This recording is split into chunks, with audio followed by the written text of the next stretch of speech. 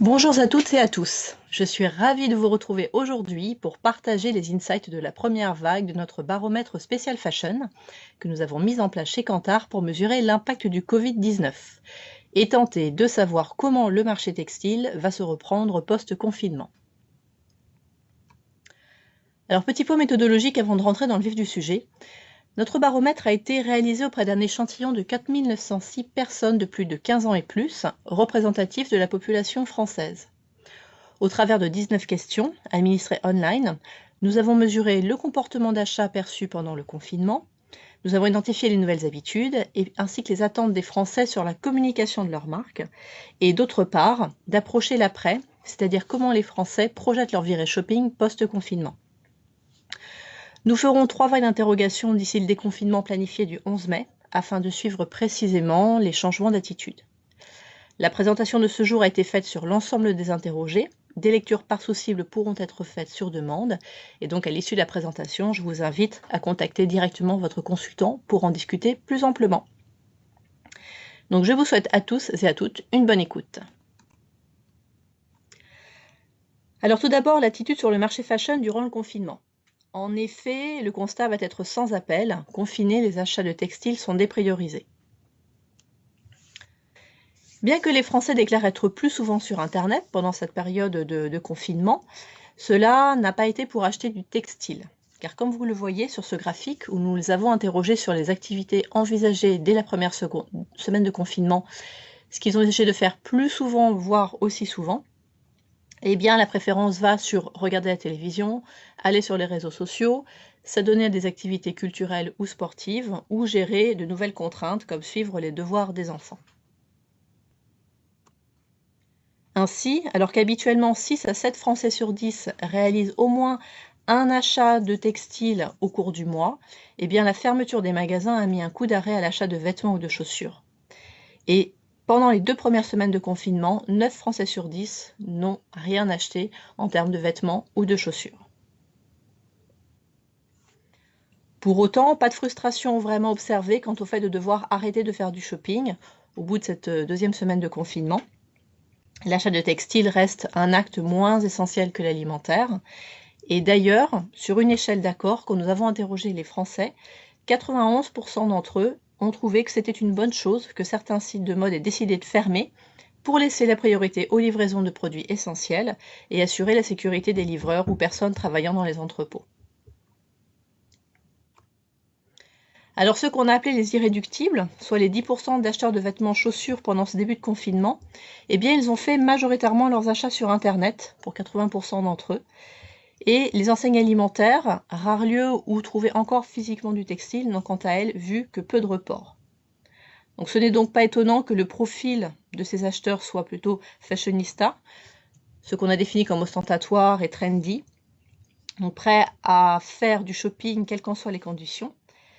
Ce sont également des cibles plutôt jeunes, moins de 35 ans, vivant en agglomération parisienne, mais n'oublions pas également des familles avec jeunes enfants. Alors on aurait pu s'attendre à une priorisation des achats faits pour les enfants, justement, d'autant que certains sites ont vraiment fait le choix de prioriser les catégories de produits à destination des futures mamans ou des enfants nés ou à naître, à l'image de Kiabi. En fait, il en est tout autre. Les achats textiles se sont concentrés majoritairement sur des articles adultes, principalement sur des vêtements pour 61% des achats faits, sur des chaussures, 31% des achats faits également pendant cette période de début de confinement, et pour les autres catégories, par contre, les achats ont été plus minoritaires. Alors acheter sur Internet, ça se présente comme une solution finalement alternative pour continuer de s'habiller, et l'occasion pour 15% des Français de découvrir de nouveaux sites, soit le double finalement d'essayeurs du drive qu'on a pu constater en alimentaire. Alors, les raisons qui peuvent expliquer effectivement cette recherche de nouveaux sites, tout d'abord, une partie des Français qui ont plus de temps pour surfer sur Internet, pour être plus curieux finalement dans leur recherche de sites, et puis aussi surtout un report causé par la fermeture de certains sites à ce moment-là. Et parmi les sites découverts, on va pouvoir citer des acteurs majeurs du marché, comme nous l'ont déclaré les Français, à l'image de VP, à l'image de Zalando, à l'image de Redoute, mais aussi des outsiders comme Unidays, Blooming, Bermude, Goku ou encore Momox. Alors les Français prennent de nouvelles marques et une certaine routine de confinement s'installe, mais cette routine, elle ne va pas rimer avec embellissement. En effet, si 46% des Français disent ne pas avoir changé leurs habitudes, ils sont par contre autant à déclarer s'habiller de manière plus décontractée. Ils sont même 12% à déclarer rester en pyjama toute la journée. Et puis une nouvelle routine beauté qui s'installe là aussi, avec un quart des Français quasiment qui déclarent moins se maquiller, et puis 6% quand même qui déclarent moins se laver. Alors, question occupation, si beaucoup d'idées, des tutos, des idées d'activités ont circulé sur Internet à l'initiative des acteurs du marché, eh bien 47% des Français n'ont pas encore profité de ce temps de confinement pour mener des activités spéciales et restent finalement dans leurs habitudes quotidiennes. En revanche, pour ceux qui se sont activés, eh bien notons que le tri des vêtements et faire du sport emporte finalement plus d'engouement que refaire la décoration, remettre d'anciennes affaires ou confectionner ses propres affaires. Ce qui nous laisse à penser que le marché de la seconde main devrait être amené encore à se développer une fois le confinement levé. On a mis ici l'illustration de Relais qui incite vraiment les Français à garder les vêtements pour l'instant chez eux, à les stocker, à les trier pour être prêts à les déposer une fois que le confinement sera levé. Et puis, somme toute, on pense là aussi que beaucoup d'envie de faire du sport eh bien, vont perdurer post-confinement. Et il faut vraiment noter que les acteurs du sport, à l'image de Decathlon et bien d'autres, se sont mobilisés pour donner des idées, pour rester en forme, proposer des activités aux Français pour justement faire du sport à domicile, étant donné qu'ils ne pouvaient plus trop sortir de chez eux.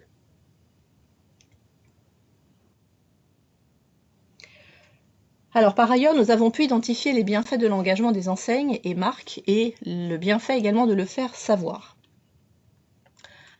En effet, dans ce contexte particulier, il est d'autant nécessaire de continuer à communiquer pour rester à l'esprit de vos consommateurs, comme nous le montre ce graphique illustrant finalement la probabilité de perte de part de marché corrélée à la baisse de pression publicitaire.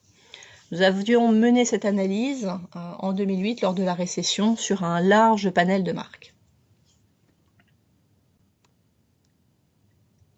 Ainsi, on a choisi de vous montrer là aussi une publicité de Decathlon qui a été vraiment habilement jouée et qui a rencontré l'agrément complet des Français en cette période de début de confinement et permis de renforcer vraiment le lien à la marque. Pourquoi? Parce que les Français finalement ont trouvé que cette publicité, elle était vraiment distrayante, ce qui est agréable en cette période où justement le confinement peut vraiment jouer quand même sur le moral. Utile finalement dans la vie quotidienne, elle crée vraiment du sens et elle a pu illustrer vraiment les liens entre les valeurs et les codes de la marque de Decathlon, permettant finalement à la marque de garder son capital de marque pendant cette période. Pour autant, c'est vrai que quand on interroge les Français sur leurs attentes en termes de communication, eh bien, ils sont près de la moitié à dire qu'ils n'attendent rien de particulier. En revanche, pour ceux qui attendent des communications, eh bien, les communications autour des actions solidaires menées ou plus de détails finalement sur l'origine de fabrication des produits ou les mesures qui vont être prises par les enseignes post-pandémie pour justement rassurer les clients et leur faire du shopping en toute sécurité, eh bien, remporte vraiment la préférence des Français. Et quand on parle d'action solidaire, eh bien, il est important de noter que les Français y sont très attentifs. Et justement, quand on focus sur l'initiative de fabrication de masques de protection, eh bien, il est à noter que 91% des Français en ont entendu parler. Un score très élevé, mais qui est cohérent avec le benchmark qu'on a pu observer en Italie, où 89% des Italiens avaient là aussi entendu parler de ce genre d'initiative. Et au sein de ces 91%, eh bien, un tiers sont même en mesure d'en parler de manière plus en détail. Alors ces initiatives sont louables pour les marques, elles ont vraiment pour intérêt d'être bénéfiques pour les Français, bien évidemment pour leur bien-être, mais aussi pour l'image des marques. Et il est à noter que 83% des Français déclarent que ces initiatives améliorent la perception qu'ils ont des marques. Donc vraiment l'intérêt de s'engager pendant cette période de confinement pour travailler sur le capital de marque. Alors l'après-confinement. Sur cette première vague qui s'était déroulée pendant les 2 premières semaines, beaucoup d'incertitudes commençaient à se diffuser et clairement peu d'indicateurs nous indiquant un revenge shopping à l'issue du confinement. Alors légitimement, il est vrai que les Français étaient encore beaucoup dans l'attente et avaient du mal à se projeter sur un retour à la normale en cette deuxième vague de confinement où le déconfinement n'était pas encore déterminé. Donc 54% d'entre eux déclaraient ne pas savoir quand ils retourneraient faire du shopping. Et puis, ce qui peut aussi expliquer vraiment cette expectative et cette incertitude, c'est que à ce moment-là, la première vague d'interrogation, déjà près de 6 millions de salariés étaient en chômage partiel. Donc une vraie inquiétude sur le pouvoir d'achat des Français. Alors beaucoup n'ont rien acheté pendant ce confinement, on l'a vu en début de présentation. Et puis finalement, quand on leur a demandé ce qu'ils allaient faire des économies réalisées finalement pendant cette période de confinement, peu de reports étaient jusqu'alors projetés vers des achats textiles. Seulement un quart des Français pensaient réutiliser ce budget finalement sur des achats mode à la réouverture des magasins. Alors avec quelques aspérités selon les cibles, des hommes plus enclins à le faire ainsi que les cibles aisées. Mais quand même à noter que près de la moitié des Français pensaient ne pas reporter ce budget, et ou s'ils le reportaient, le reporter sur d'autres catégories que sur le textile, et c'est d'autant plus prégnant chez les cibles de moins de 35 ans.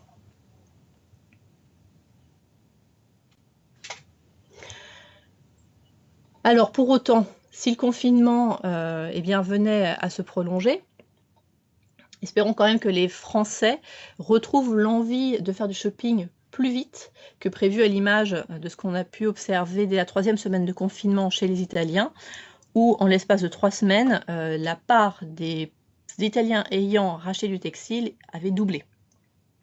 Avec une grosse proportion d'achats faits encore online, 85% des achats. Et pour les achats résiduels faits en magasin, une tendance à se tourner un peu plus vers les supermarchés et hypermarchés pour les achats de textiles.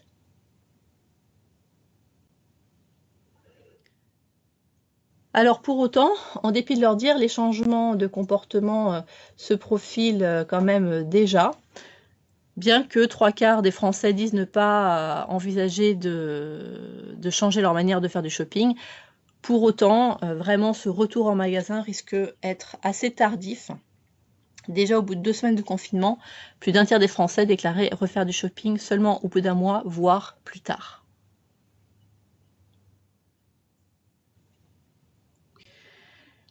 Et s'ils envisagent de revenir plus tard, c'est aussi parce qu'ils sont nombreux à avoir vraiment une peur quand même de la foule. Vous voyez, 3/4 des Français déclarent, une fois le confinement levé, essayer d'aller faire du shopping à des heures où il n'y aurait pas trop de monde.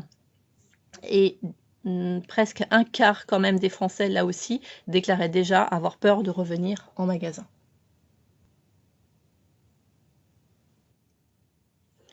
Alors un site e-commerce, un site marchand performant sera vraiment clé dans cette période post-confinement.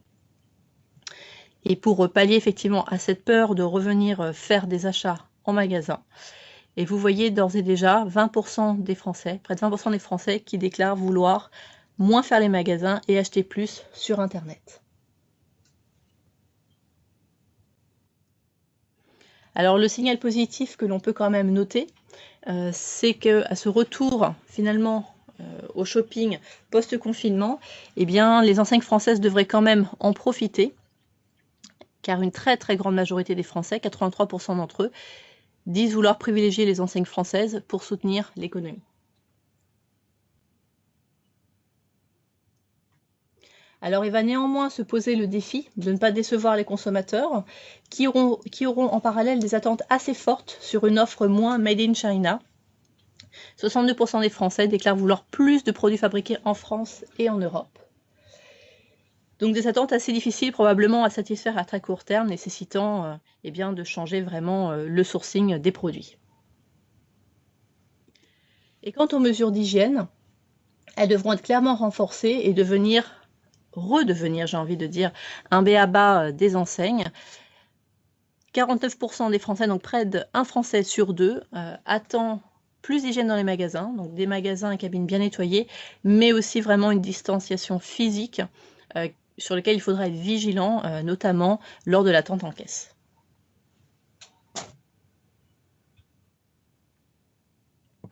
Donc en conclusion de cette présentation, 3 messages que l'on peut retenir. Alors donc aujourd'hui, il reste vraiment important de rester connecté à vos clients pendant cette période trouble, de communiquer, et notamment sur vos valeurs ou les causes que vous soutenez pour travailler l'attachement à votre marque et vous démarquer de ceux qui ne l'auront pas fait pendant cette période. Demain, il sera essentiel d'accélérer votre transformation digitale. De nouvelles habitudes de consommation se seront clairement installées et pour partie en faveur du web. Et après-demain, la question de la relocalisation sera centrale, d'une part pour répondre aux attentes des Français, et aussi pour les entreprises, pour plus de flexibilité et d'indépendance, et un contrôle de la qualité probablement bien meilleur. Alors cette présentation est terminée. J'espère que vous avez pu apprendre des insights qui vont vous aider dans le travail de l'après-confinement. Nous restons bien évidemment à votre écoute pour toute question. Et je vous dis à bientôt pour les insights de la vague 2. Merci, au revoir.